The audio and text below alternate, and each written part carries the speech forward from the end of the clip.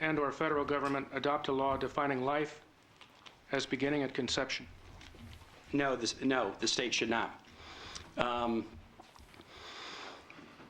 That issue has come up often in Virginia, but I do not believe the state should define life as beginning at conception, because if it did, the outcome of that would be to criminalize contraception. This is a very challenging and tough moral issue, like a lot of moral issues that are not easy, and you have to respect a broad range of opinion.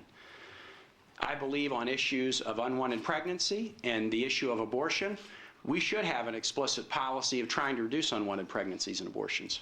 I think the way that you do that is education, is adoption policies, access to contraception, better health care. You do those things, our nation's history has shown you can drop the number of abortions significantly. But you should not criminalize women's right to make their own reproductive decisions. That is an intrusive, big government way of coming at a problem that is just exactly the kind of problem that government really can't solve and shouldn't be trying to solve. George has advocated a personhood amendment on his website that we should define a law so that life begins at conception. I think that would be an outrageous intrusion of big government into places where big government shouldn't go. And the notion of returning to a period of decades ago where you could criminalize contraceptive use, because the way a birth control pill works is often to stop a fertilized embryo from implanting in a woman's uterus. To criminalize that would be a government overreach of the worst kind. We can make the moral argument on this, but we should not criminalize women's health care decisions, and I would oppose the personhood amendment. Thank you. Same question, Mr. Allen. First of all, I was listening to Dr. Kaine on this. Contraceptive. I think it's Chairman, actually. Chairman, okay, Chairman Kaine. Chairman Kaine. Contraceptive, just by the word, means there is not conception. And so I don't see a personhood amendment or the recognition of life beginning at conception as preventing contraception. I do believe life does begin at conception. I have on the issue of life, I have a 100% voting record in the U.S. Senate on the issue of abortion. The issues that will come up in Washington will be issues somewhat similar to ones that you've heard through the years. One, should taxpayers pay for abortions? We stopped any of that when I was governor, and I don't think the federal taxpayers ought to pay for abortions, elective abortions here in our country or elsewhere. That's otherwise known as the Mexico City policy. We were able to stop what is called partial birth abortion. It's akin to infanticide. These are late abortions.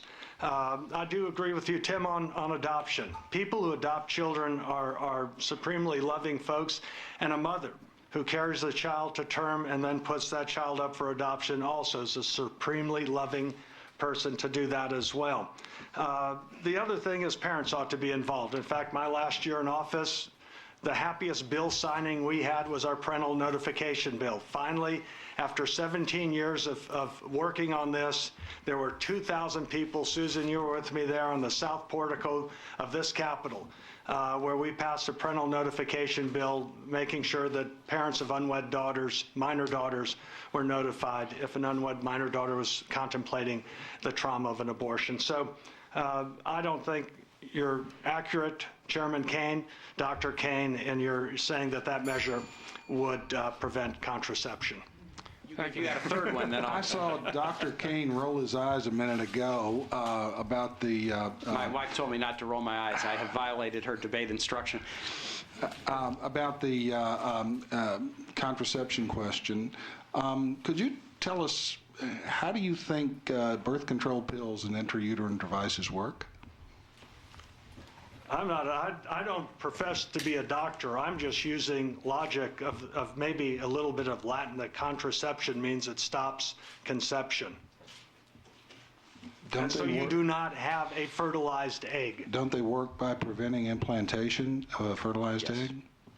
Well, if the egg is not fertilized, there's not conception. Bob, contraception, coal, the Tea Party. George was a stock owner in Bar Labs that produced the morning after pill. That's a pill that causes a fertilized egg not to implant in a uterus after conception. Modern birth control pills that are used by tens of millions of American women have a double mechanism. They either stop fertilization or they stop a fertilized egg from implanting in the uterus. IUDs stop a fertilized egg from implanting in the uterus.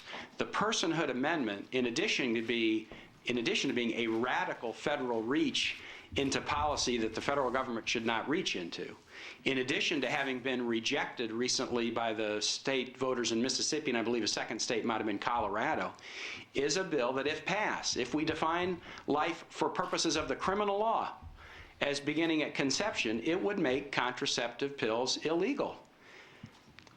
And that is not what we should do. We should not go back to those days. There was a day when that was the case. There was a day when that was the case. We do not need to go backward. We need to go forward.